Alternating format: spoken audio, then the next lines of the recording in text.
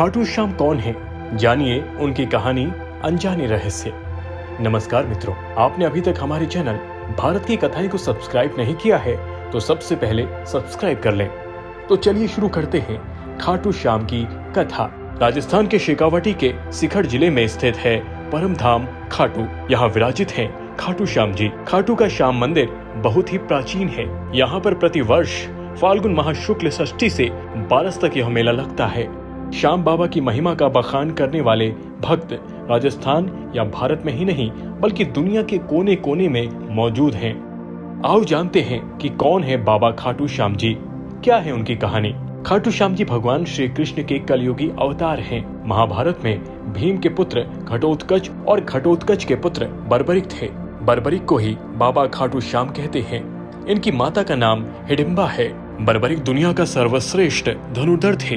बर्बरिक के लिए 3 बाण ही काफी थे, जिसके बल पर वे कौरवों और पांडवों की पूरी सेना को समाप्त कर सकते थे।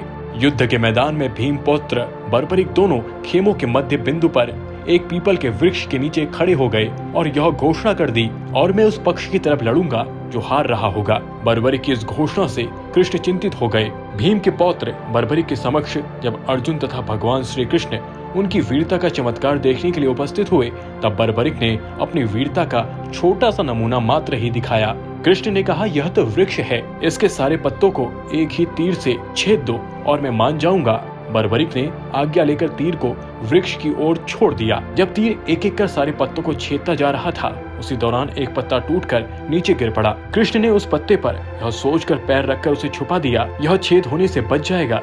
लेकिन सभी पत्तों को छेदता हुआ वह तीर कृष्ण के पैरों के पास आकर रुक गया। तभी बर्बरिक ने कहा कि हे प्रभु, आपके पैर के नीचे एक पत्ता दबा है, कृपया पैर हटा लीजिए, क्योंकि मैंने तीर को सिर्फ पत्तों को छेदने की आज्ञा दे रखी है, आपके पैर को छेदने की नहीं। उसके इस चमत्कार को देखकर कृष्ण चिंतित हो गए। भगवान श्री कृष्ण यह बात जानते थे कि बर्बरिक प्रतिज्ञावश हारने वाले का साथ देगा। यदि कौरव हारते हुए नजर आए तो फिर पांडवों के लिए संकट खड़ा हो जाएगा, और यदि जब पांडव बर्बरिक के सामने हारते नजर आए तो फिर वह पांडवों का साथ देगा। इस तरह वह दोनों ओर की सेनाओं को एक ही तीर से खत्म कर देगा। तब भगवान श्री कृष्ण ब्राह्मण का भेष बनाकर सुबह बर्बरिक के शिविर के द्वार पर पहुंच गए और दान मांगने लगे। बर्बरिक ने कहा, माँ को ब्राह्मण क्या चाहिए। ब्राह्मण रूपी श्री कृष्ण ने कहा कि तुम दे न सकोगे। लेकिन बर्बरिक कृष्ण के जाल में फंस गए और कृष्ण ने उससे उसका शीश मांग लिया। बर्बरिक द्वारा अपने पितामह पांडवों की वजह हेतु स्वेच्छा के साथ शीश दान कर दिया गया। बर्बरिक के इस बलिदान को देखकर दान के पश्चात श्री कृष्ण ने बर्बरिक को कलयुग में स्वयं के नाम से पूजित होने का वर दिया। आज बर्बरिक को